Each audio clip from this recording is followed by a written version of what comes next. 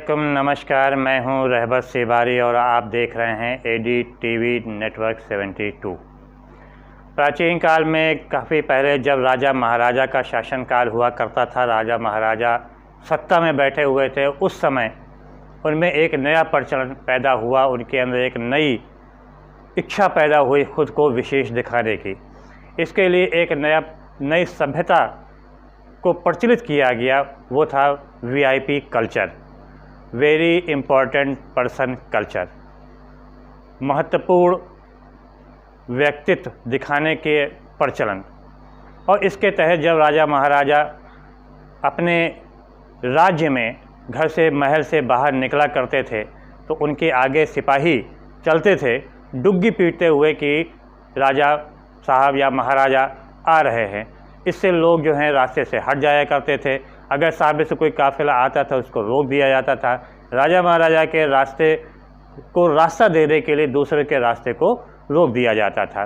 सामने से कोई काफ़िला आता था तो उसको भी रोक के किनारे कर दिया जाता था। इससे राजा महाराजा खुद को वीआईपी समझने लगे थे और उनके अंदर जो इच्छा थी खुद को विशेष दिखाने का, वो इच्छा भी प्रगाढ़ होने लगी और बढ़ने लगी। धीरे धीरे ये प्रचलन और बढ़ता गया। पूरे समाज में ये प्रचलन बढ़ गया। जो भी विशेष था, जो भी था, उस खुद को अपने को विशेष दिखाने का प्रचलन उसके अंदर आने लगा।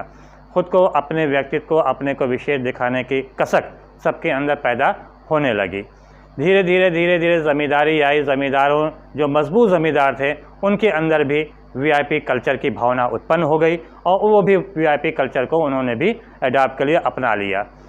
बाद में जब अंग्रेज़ शासन देश में हुआ, लगभग 200 वर्ष तक अंग्रेज़ों ने भारत पर कब्ज़ा किए रहा और राज करते रहे। अंग्रेज़ों में भी ये वीआईपी कल्चर अत्यंत मजबूती के साथ सामने आया और वो अब खुद को वीआईपी दिखाने के लिए इस प्रकार की प्रक्रिया वो अपनाने लगे।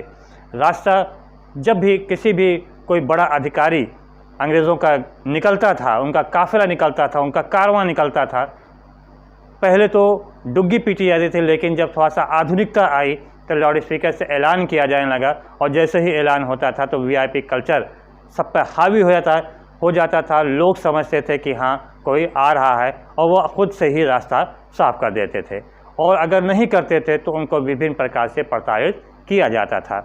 इसका पालन कराने के लिए भी आगे सिपाही चलते थे। जो नहीं पालन करता था उसके विरुद्ध कार्रवाई होती थी, उनको विभिन्न प्रकार से प्रताड़ित किया जाता था। ये प्रचलन लगातार जारी रहा। देश जब आज़ाद हुआ, नया संविधान आया, तो एक बार ऐसी उम्मीद हुई कि शायद ये वीआईपी कल्चर अब समाप्त हो जाएगा, क्योंकि संविधान बदल गया है, लोग बदल गए हैं, नए नेता आ गए हैं, अब लगता है कि सब कुछ बदल जाएगा। लेकिन ऐसा हुआ नहीं। वीआईपी कल्चर जो चला आ रहा था गुलामी से दौर में, वो वीआईपी कल्चर आज़ादी के बाद से भी चलता रहा। माननीय खुद को वीआईपी दिखाने के लिए विभिन्न प्रकार के हथकंडे अपनाते रहे और इस वीआईपी हथकंडे को अपनाने के दौरान इसका खामियाजा अक्सर आम नागरिकों को भी भुगतना पड़ा था। क्योंकि अगर देखा जाए तो शुरुआत में अगर आप ध्यान दीजिए, जब राजा महाराजा का राज था या अंग्रेज़ों का ही शासनकाल था, उस समय आबादी बहुत ज़्यादा देश की नहीं थी, न ही इतना ज़्यादा निर्माण हुआ था। इसके चलते ही सड़क पर ट्रैफिक भी बहुत ज़्यादा नहीं थी। ऐसे में वीआईपी कल्चर के तौर पर जो लागू किया गया था, जो नियम लागू किया गया था, उसका बहुत ज़्यादा प्रभाव आम नागरिकों पर नहीं पड़ रहा था। हाँ, जो लोग उसकी चपेट में आते थे वो ज़रूर मुश्किलों में पड़ जाते थे। लेकिन जैसे जैसे समय बीतता गया, आधुनिकता का दौर आता गया, आबादी बढ़ती गई, वैसे वैसे सड़क पर ट्रैफिक बढ़ती गई और इन ट्रैफिक बढ़ जाने के कारण, सड़क पर ट्रैफिक का दबाव बढ़ जाने के बाद भी इन माननीयों में जो वीआईपी कल्चर था उसको दिखाने का दौर समाप्त नहीं हुआ। कम होने के बाद दूर बहुत ही ज़्यादा बढ़ गया। नतीजा क्या हुआ? नतीजा ये रहा कि इन माननीयों को रास्ता देने के लिए दूसरे के रास्ते को रोक देना पड़ा। इसके बावजूद भी ये नहीं देखा जाता था कि जिनका रास्ता रोका गया है उसमें कौन ऐसा है जो मजबूर है। कभी भी इसके ऊपर ध्यान भी नहीं दिया गया। अक्सर ऐसा भी हुआ कि जिनका रास्ता रोका गया वो इलाज, उसमें कई ऐसे भी शामिल थे जो मरीज़ थे जिनको इलाज की सख्त ज़रूरत थी, लेकिन क्योंकि माननीय का कारवां जा रहा था इसलिए उन लोगों को इसको कारवां को आगे बढ़ने नहीं दिया, उनके वाहन को आगे बढ़ने नहीं दिया गया। नतीजा क्या हुआ? नतीजा ये हुआ कि अक्सर कई लोगों ने बग़ैर इलाज के ही दम तोड़ दिया। अक्सर ऐसा भी होता था कि जिनका कारवां रोका जाता था, जिनका रास्ता रोका जाता था, उनमें कई ऐसे कर्मचारी थे जो समय पे अपने कार्यालय नहीं पहुंच सके, उन्हें विभिन्न प्रकार की समस्याओं का सामना भी करना पड़ रहा था। इसके अलावा कई बार ऐसा भी हुआ कि किसी को परीक्षा देनी जानी थी लेकिन वो उस वीआईपी कल्चर के चपेट में आ गए और उसका खामियाजा उनको भुगतना पड़ा और टाइम के ऊपर वो एग्ज़ाम में नहीं पहुंच सके। ये वीआईपी कल्चर दिन प्रतिदिन बढ़ता गया, लोग तरह तरह के माननीय तरह तरह के हथकंडे इसके लिए अपनाते जा रहे थे, यहाँ तक कि इनका कल्चर इतना हावी हो चुका था, वीआईपी कल्चर इन माननीयों के ऊपर या उच्च पद पे बैठे हुए अधिकारियों के ऊपर कि रिटायरमेंट के बाद भी उनके अंदर से ये कसक, ये वीआईपी खुद को दिखाने की जो कसक थी वो समाप्त नहीं होती थी और अक्सर रिटायर होने के बाद भी वो अपने को माननीय दिखाने के लिए विभिन्न प्रकार के हथकंडे अपनाने लगे थे। अक्सर इसकी मांग उठती थी कि वीआईपी कल्चर को समाप्त किया जाए, लेकिन कभी भी इसको लेकर गंभीरता जिम्मेदारों के द्वारा नहीं दिखाई गई। वर्ष 2014 में जब केंद्र की सत्ता में परिवर्तन हुआ और भाजपा की सरकार बनी, प्रधानमंत्री नरेंद्र मोदी बने, तो उन्होंने सबसे पहला साहसिक कदम और सराहनीय कदम उठाया कि जो गुलामी की पहचान थी वीआईपी कल्चर को, इसको उन्होंने समाप्त करने की घोषणा कर दिया। इसके लिए वीआईपी कल्चर समाप्त करने के लिए नियम बना दिया और इस नियम के बनने के बाद से जो नीली पीली लाल बत्तियां थीं, हूटर थे, उनका उतरना भी शुरू हो गया। आम नागरिकों ने काफ़ी राहत महसूस किया। उसके बाद उत्तर प्रदेश में जब भाजपा सरकार बनी, मुख्यमंत्री योगी आदित्यनाथ बने, तो उन्होंने भी इस वीआईपी कल्चर को समाप्त करने का सपना देखा और इस सपने को पूरा करने के लिए जो मोदी ने नियम बनाया उस नियम को सही तरीके से लागू करवाया और यहाँ भी उत्तर प्रदेश में भी जो वीआईपी कल्चर था वो एक बार धीरे धीरे समाप्त होने लगा और समाप्त करने का पूरा प्रयास माननीय मुख्यमंत्री योगी आदित्यनाथ ने करना शुरू कर दिया। लेकिन ये बात माननीयों को काफ़ी ख़राब भी लगी। उनके वाहनों पर से लाल पीली नीली बत्तियां तो हटा दी गईं, हूटर तो हटा दिए गए, लेकिन ख़ुद को वीआईपी दिखाने की जो कसक थी वो उनके अंदर समाप्त नहीं हुई और उसको दिखाने के लिए उन्होंने दूसरा हथकंडे अपना लिया और अपने वाहनों पर विधायक का, सांसद का स्टिकर चिपका दिया ताकि ट्रैफिक में वो एक अलग लगें। काफ़ी लोगों ने तो ये भी किया कि उन्होंने वाहन के नंबर प्लेट को पार्टी के रंग से ही रंग दिया ताकि उनकी पहचान बन सके कि आखिर वो किस पार्टी के हैं। इसका भी खामियाजा कई बार आम नागरिकों को भुगतना पड़ा। वीवीआईपी कल्चर जो है वो बहुत ज़रूरी है सुरक्षा की दृष्टि से, क्योंकि प्रधानमंत्री हों, गृह मंत्री हों या राष्ट्रपति हों, इनको प्रोटोकॉल के ज़रिए इनका सुरक्षा अत्यंत आवश्यक है, क्योंकि अगर ये सुरक्षित रहेंगे तो देश सुरक्षित रहेगा। इसलिए इनको जो प्रोटोकॉल दिया जाता है वो दिया भी जाना चाहिए, क्योंकि इनकी सुरक्षा प्रथम है, प्राथमिकता के आधार पर सुरक्षा दी जानी चाहिए। लेकिन इनके कारवां को रास्ता देने के लिए अगर किसी का रास्ता रोका जाता है तो वो अत्यंत गंभीर मामला माना जाता है। अभी बीते दिनों ही आपने देखा होगा कानपुर में राष्ट्रपति जी के कारवां जब चला तो उनके रास्ता देने के लिए रास्ते को रोक दिया गया।